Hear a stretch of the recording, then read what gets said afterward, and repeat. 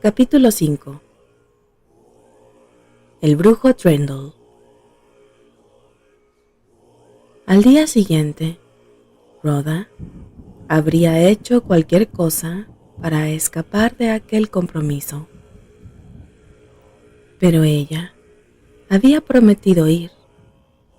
Además, sentía en algunos momentos una horrible fascinación por convertirse en el instrumento que arrojara sobre su propia persona una luz que podría revelar que en el mundo de lo desconocido, Rhoda Brooke era algo más grande de lo que ni ella misma había sospechado nunca. Partió justo antes de la hora que habían acordado, y al cabo de 30 minutos, de paso veloz, se encontró en la extensión sureste del Erial de Egdon, donde estaba el plantío de abetos. Una delicada figura, envuelta en una capa y un velo, ya estaba allí. Rhoda comprobó, casi con un escalofrío, que la señora Lodge llevaba el brazo izquierdo en un cabestrillo. Cruzaron muy pocas palabras e inmediatamente se pusieron en marcha en su escalada hacia el interior de esta región solemne, mucho más alta que el fértil terreno aluvial que habían dejado atrás media hora antes. El paseo era largo. Las espesas nubes oscurecían la atmósfera, a pesar de que todavía era temprano en la tarde. El viento aullaba lúgubremente sobre los desniveles del Erial. Probablemente es el mismo Erial que contempló la agonía del rey Ayn de Wessex, conocido posteriormente como Lear. Gertrude Lodge era la que más hablaba de las dos, y Rhoda respondía con monosílabos que denotaban su preocupación. Le daba una extraña repugnancia caminar a la izquierda de su acompañante, donde colgaba el brazo afligido, y se cambiaba al otro lado cuando, sin darse cuenta, se acercaba a él. Sus pies habían rozado ya mucho brezo. Cuando descendieron hasta un camino de carretas, junto a este se encontraba la casa del hombre que buscaban. Este no practicaba abiertamente sus prácticas terapéuticas, ni le importaba en absoluto su continuación, pues sus principales ingresos provenían del comercio de retama, turba, arena de río y otros productos locales. De hecho, fingía no creer en sus propios poderes, y cuando verrugas le habían sido enseñadas para que las curase, desaparecían milagrosamente, lo cual ha de reconocerse que sucedía infaliblemente. Él decía con ligereza: «Oh, pero si lo único que hice fue beberme un vaso de grog en tu nombre. Quizá todo sea una casualidad». E inmediatamente cambiaba de tema. Estaba en casa cuando ellas llegaron, y en realidad ya las había visto descender hasta el valle. Era un hombre de barba gris y cara rojiza. Miró a Rhoda de una forma singular desde el primer momento en que la vio. La señora Lodge le contó su problema y luego, con unas humildes palabras, examinó su brazo. «La medicina no lo puede curar», dijo inmediatamente. «Esto es obra de un enemigo». Rhoda se encogió y retrocedió. ¿Un enemigo? ¿Qué enemigo?, preguntó la señora Lodge. Él hizo un gesto de negación con la cabeza. Eso lo tiene que saber usted mejor que yo, dijo. Si quiere, puedo mostrarle a la persona, aunque yo no sabré quién es. No puedo hacer más, y tampoco deseo hacer eso. Ella lo presionó, ante lo cual él le dijo a Rhoda que esperara afuera, donde ella permaneció, y llevó a la señora Lodge al cuarto. La puerta daba directamente a él, y al quedar entreabierta, Rhoda Brooke pudo ver el proceso sin tomar parte en ello. El hombre tomó un vaso del aparador, lo llenó de agua casi hasta el borde, y cogiendo un huevo, lo preparó en secreto de alguna forma. Después lo rompió contra el borde del vaso, de tal manera que la clara cayó dentro y la yema se quedó fuera del vaso. Como empezaba a oscurecer, cogió el vaso con su contenido y lo llevó hasta la ventana, y le dijo a Gertrude que mirara de cerca la mezcolanza. Se inclinaron juntos sobre la mesa, y la lechera pudo ver el color opalino del fluido del huevo, cambiando de forma al sumergirse en el agua. Pero no estaba lo bastante cerca para ver la forma que adquiría. ¿Ves cierto parecido con algún rostro o figura?, le preguntó el brujo a la joven. Ella susurró una respuesta en un tono tan bajo que Rhoda no pudo oír, y siguió mirando fijamente dentro del vaso.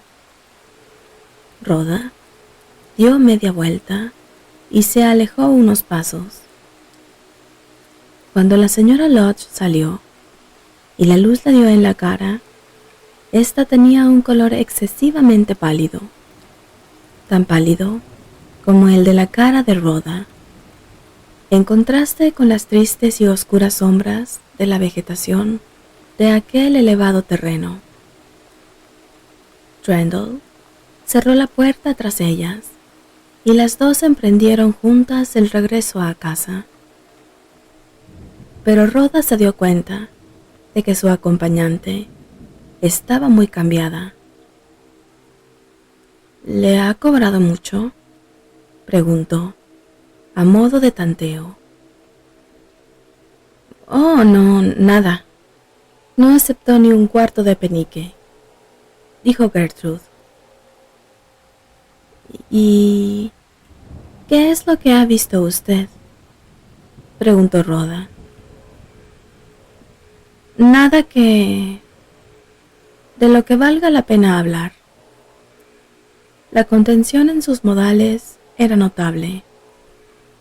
Su rostro estaba tan rígido que tenía un aspecto envejecido, que sutilmente le recordaba el rostro que Rhoda vio en su dormitorio. ¿Fuiste tú quien primero propuso venir aquí?, preguntó de pronto la señora Lodge, después de un largo silencio. Qué curioso si así fue. No fue así, pero considerando todo, no lamento que hayamos venido, respondió la otra. Por primera vez, una sensación de triunfo se apoderó de ella, y no lamentó del todo que aquella joven que estaba a su lado se hubiera enterado que sus vidas se habían visto enemistadas por otras influencias ajenas a sus respectivas voluntades. No se volvió a mencionar el tema durante el largo y lúgubre camino de regreso a casa. Pero, de alguna forma, aquel invierno susurró en las tierras bajas, donde estaban las granjas, una historia que decía que la pérdida gradual del uso del brazo izquierdo de la señora Lodge se debía al mal de ojo que le había hecho Rhoda Brooke. Esta se guardó su propia opinión acerca del personaje de la pesadilla, pero su rostro se fue haciendo más triste y delgado, y durante la primavera, ella y su hijo desaparecieron de las inmediaciones de Homestock. Capítulo 6. Un segundo intento. Media docena de años pasaron, y la experiencia matrimonial del señor y la señora Lodge se hundió en el prosaísmo y en otras cosas peores. El granjero estaba por lo general sombrío y callado. La mujer que había cortejado por su gracia y belleza tenía deformado y desfigurado el brazo izquierdo. Además, ella no le había dado hijos, lo que hacía probable que él fuera el último descendiente de una familia que había habitado en el valle durante cerca de 200 años. Pensaba en Rhoda Brooke y su hijo, y temía que todo aquello pudiera ser un castigo del cielo sobre él. La una vez jovial y sensata Gertrude se estaba convirtiendo en una mujer irritable y supersticiosa, que dedicaba todo su tiempo a buscar un alivio a su dolencia y a experimentar con todo remedio que algún curandero le daba. Se sentía sinceramente ligada a su marido y en secreto estaba siempre esperando, desesperadamente, reconquistar de nuevo su corazón, si al menos recobraba parte de su belleza personal. El resultado era que su armario estaba lleno de botellas, cacharros y frascos de ungüentos de todo tipo. También estaba lleno de manojos, de hierbas medicinales, amuletos y libros de magia negra, que en sus tiempos de colegiala había ridiculizado, considerándolos tonterías. Ojalá te envenenes algún día con esas pócimas de hechicero y esos menjurjes de bruja, decía su marido, cuando su vista se posaba por casualidad sobre la numerosa variedad. Ella no contestaba, pero dirigía hacia él su triste y dulce mirada con un angustioso reproche, y entonces él parecía arrepentirse de sus palabras y añadía: «Ya sabes que solo lo digo por tu bien, Gertrude». «Me desharé de todo y lo destruiré», decía ella con sequedad, «y no volveré a probar estos remedios». «¿Necesitas a alguien que te alegre?», observaba él. «Una vez pensé en adoptar a un muchacho, pero ahora es demasiado mayor y no sé dónde está». Ella adivinó a quién se refería, porque con el paso de los años había llegado a saber la historia de Rhoda Brooke, pero nunca había cruzado con su marido ni una sola palabra acerca del tema. Tampoco le había hablado jamás de su visita al brujo Trendle, ni de lo que aquel solitario hombre de los brezos le había revelado, o ella pensaba que le había revelado. Ella ahora tenía 25 años, pero parecía mayor. 6 años de matrimonio, y solo unos pocos meses de amor, se susurraba a veces. Y entonces pensaba en la causa evidente y se decía, echándole una trágica mirada a su miembro marchito: si tan solo pudiera volver a ser como era cuando él me vio por primera vez. Ella, obediente, destruyó sus panaceas y amuletos, pero le quedó un anhelante deseo de probar algo más, algún tipo de remedio completamente diferente. No había vuelto a visitar a Trendle desde que Rhoda, en contra de su propia voluntad, la había llevado a la casa del anciano solitario.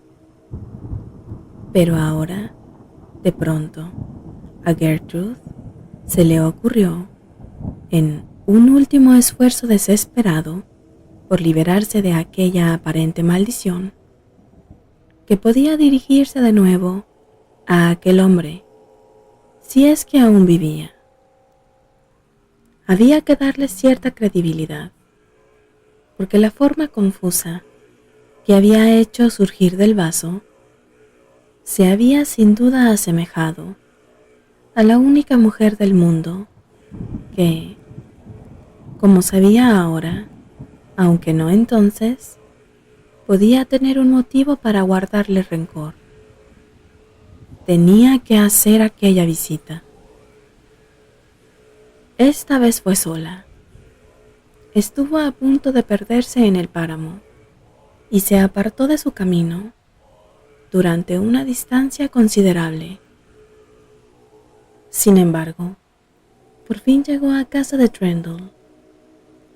Él no estaba dentro, y Gertrude, en vez de esperarle en la cabaña, fue a verle desde lejos, hasta el lugar en que se encontraba su figura agachada trabajando.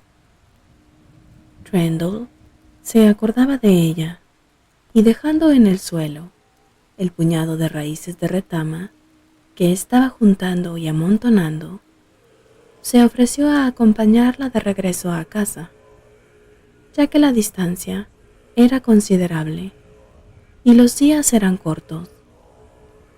Así pues, caminaron juntos, la cabeza de él inclinada mirando al suelo y su figura del mismo color que la tierra. Usted puede curar verrugas y otras excrescencias, lo sé, dijo ella, pero ¿por qué no puede curar esto? Y se destapó el brazo. ¿Cree usted demasiado en mis poderes?, dijo Trendle. Y yo, además, ya estoy viejo y débil. No, es demasiado para mí el intentarlo personalmente. ¿Y qué ha probado?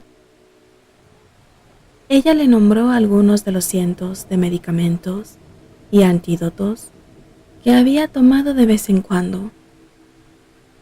Él hizo un gesto de negación con la cabeza. Algunos eran bastante buenos, dijo con aprobación, pero no mucho para una cosa como esta. Esto tiene la naturaleza de un marchitamiento, no la naturaleza de una herida. Y si alguna vez se cura, no será poco a poco, sino todo de una vez. Si tan solo supiera cómo. Solo conozco una forma de hacerlo posible. Nunca ha fallado en aflicciones semejantes. Eso puedo afirmarlo. Pero es difícil de llevarse a cabo, y en especial para una mujer. Dígame cuál es, exclamó ella. Tiene que tocar con el brazo marchito el cuello de un hombre que haya sido ahorcado. Ella dio un pequeño respingo ante la imagen que él había sugerido. Antes de que esté frío, Inmediatamente después de que hayan cortado la soga y lo hayan bajado, prosiguió el brujo impasible. ¿Cómo puede eso hacer algún bien? Esto transformará la sangre y cambiará la constitución. Pero, como digo, hacerlo es muy difícil. Usted debe ir a la cárcel cuando haya una ejecución y esperar a que bajen el cuerpo del patíbulo.